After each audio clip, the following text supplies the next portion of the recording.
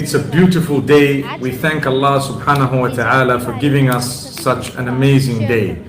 I wanted to speak about hijab because hijab is something that is misunderstood even by some Muslims.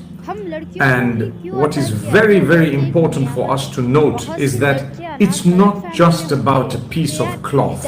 In the Arabic language, hijab means a barrier. A barrier between two things is known as a hijab or a hajiz, something that is a barrier between two things. So that is called a hijab. And the idea here is to create a barrier.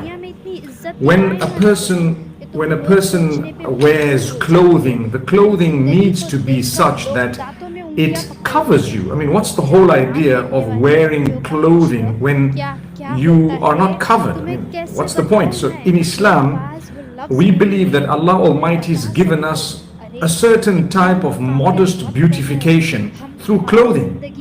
And yes, to cover your private parts, to cover yourself in a nice way, to look presentable, all of this is actually part and parcel of the gift of Allah Almighty upon us. So when we say hijab, many people think it's just a piece of cloth on the heads of women covering their hair, not realizing it's an entire lifestyle. That's what it is.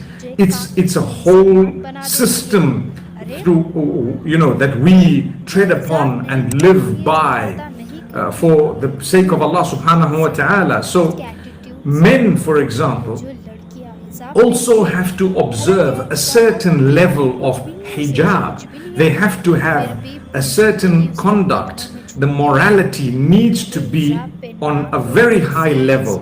It's very important because the difficulty we face, people look at women and say, where's your hijab? And I say, well, my brother, yes, what about your eyes? Should you not be also practicing